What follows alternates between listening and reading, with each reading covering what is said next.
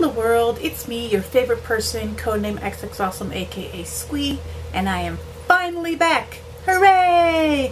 I actually don't even know how long it's been since I last made a video, so yeah, it's God, I hope it's not been 3 months. I mean, it might have been since last March, I don't know. Since then, my family has been kind of in a medical crisis. I've been kind of suffering from depression and just overall lack of wanting to do anything. So it's been kind of rough. I mean, things are kind of, it's 2020. 2020 has just been absolute shit. So I think we can all agree on that. So I do apologize for kind of disappearing again. So that is that. I do want to apologize for a couple things apart from that. First of all, I'm not really sure what's going on with the lighting. I'm still trying some stuff. Right now I literally have a craft lamp here, an actual lamp there, and the background on my computer, which is what the camera's against, is white, so I have light on me. So if I look insane or crazy, well, I'll figure out the lighting one day. Also, I don't know how much of my office you can see. Try not to look. It's kind of in a state of disarray because when I've been home during quarantine, I've been pretty much just like crafting and crafting and then crafting some more. So there's nothing but like yarn and all sorts of crafty crap behind me. And it kind of looks like a Michaels threw up in my office. And amongst all that chaos, I have been working a bit from home, so I have boxes of stuff from work. So I'm too lazy to clean anything because I just don't feel like doing it. So my office looks like shit. So I apologize. And last but not least, I'm apologizing for whatever this hair is supposed to be. We're calling it my quarantine hair. I've got like roots where red happened to be, and then the bleach that's eventually going to get cut off. So right now my hair looks like some sort of weird, bizarre candy corn design. So I do apologize for that. This is a very apologetic video. I'm not going to stop saying sorry now.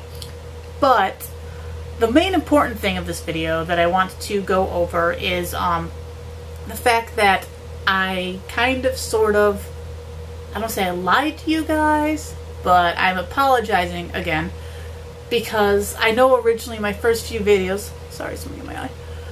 In my first few videos that I started making on this channel, I had been working on a project for NaNoWriMo, which is essentially National Novel Writing Month.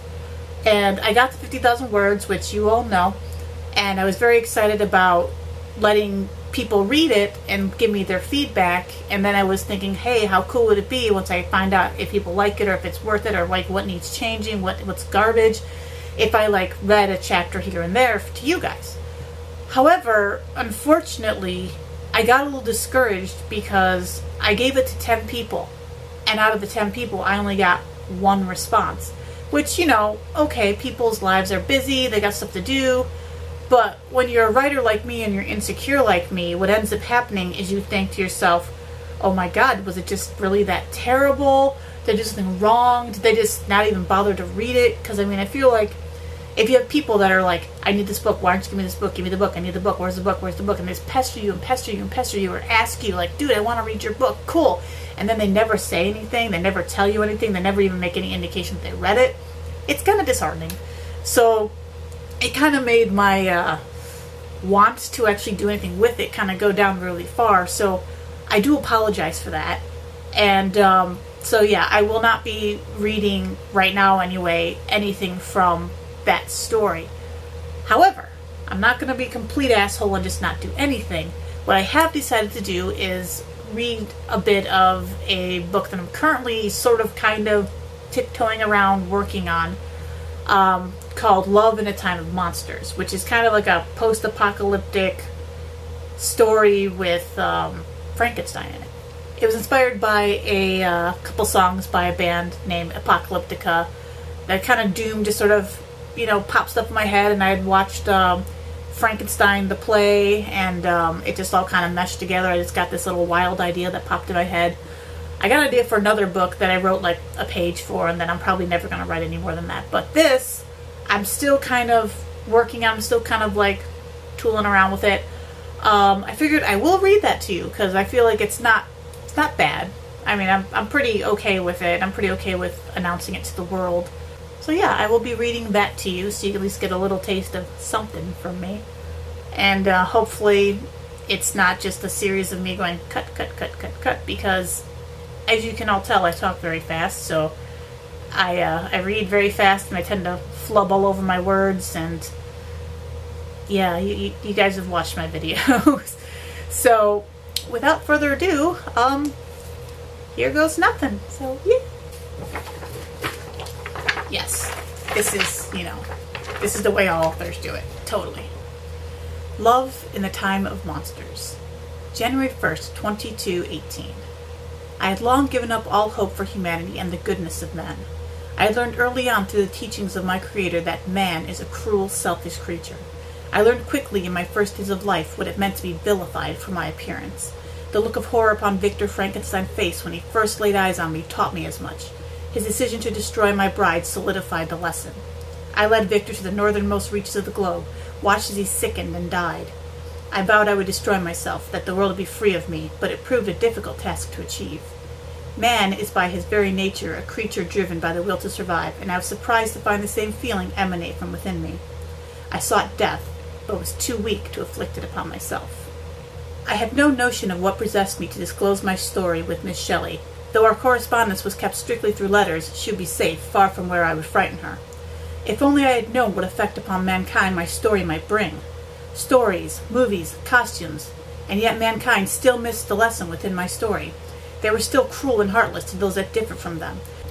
They still ruined and ridiculed the weak, all in a charade meant to hire themselves and prove their betterment above their fellow man. Truly, man is cruel and selfish. It was for these very reasons that, when mankind fell, I did nothing. I watched as the masses grew hostile and wars were made, watched as self-righteous fury rose over some imagined slight or superior agenda, causes that were just and divine, while children were forgotten and starved in the streets. I watched as the earth tried to shake mankind from her soil like a dog shaking fleas from its back, inflicting countless plagues and famine, droughts and flooding before finally realizing that mankind would not be easily destroyed by some small infection. It began as a massive volcanic eruption that shook the earth and blackened the skies. The force of its fury was but a precursor to other destructive forces nature would unleash. Earthquakes shook the land, while tsunamis lapped it away, and the volcanoes spewed poison into the atmosphere.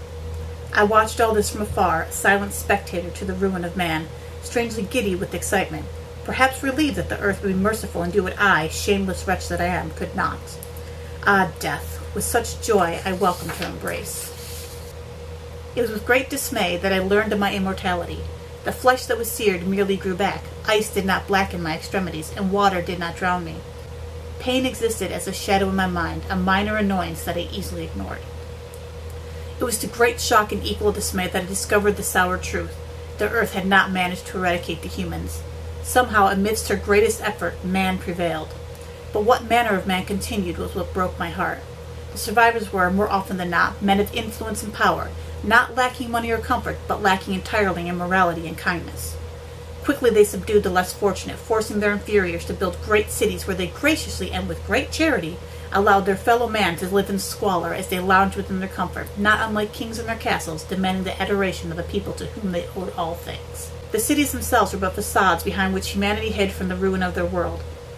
Walls were built high to cover the sight of the waste that existed outside the cities, hid the sites of gnarled trees and broken buildings, the ground and water steeped in filth and radiation from countless nuclear plants that were decimated in the Earth's failed quest.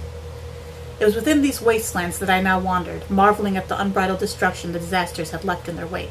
The ground, once lush and green, was now ash and gravel, dotted with remnants of buildings and shelters that existed long ago. There was a certain harsh beauty in the wastelands. While all remained gray and the wind sometimes carried clouds of poisonous gases through the air, the smoky light of dawn could transform the land into a shimmering sea of volcanic crystals. Animals could sometimes be seen darting from ruin to ruin, procreating and living. An occasional tree or shrub thrust itself from some fissure.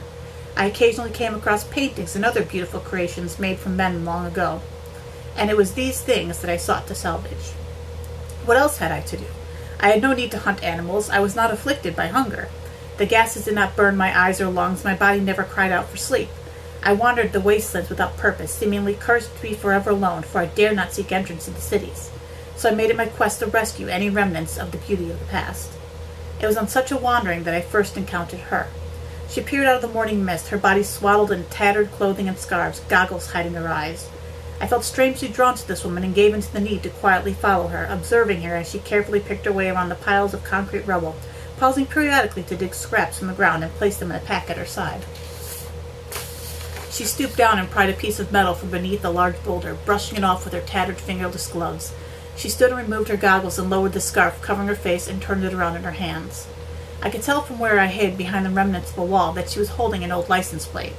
She carefully traced the letters and numbers upon its surface, her brow furrowing as if confused by the symbols inscribed upon the metal.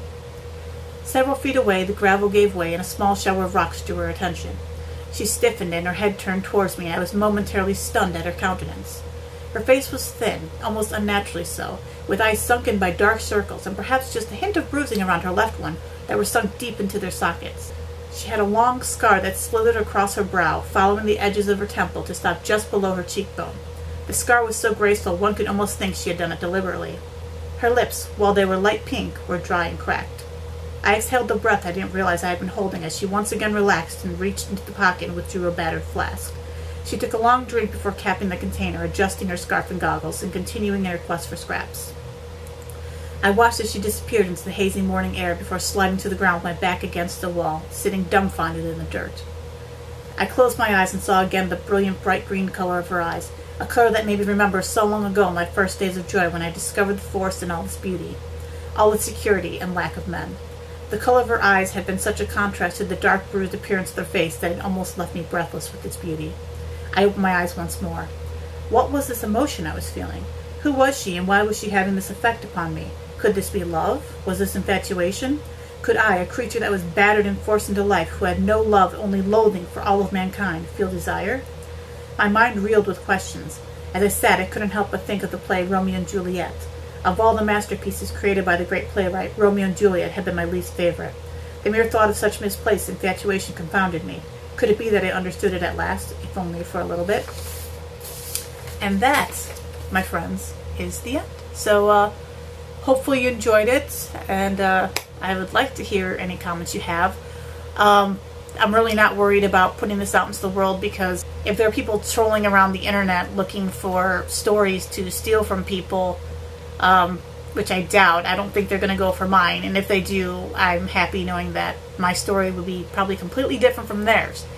So, yeah, so any thoughts, comments, whatever you think you'd like to let me know about it. If you like it, if you don't like it, if you think it sounds stupid, I'll listen to that. We'll agree to disagree, you know.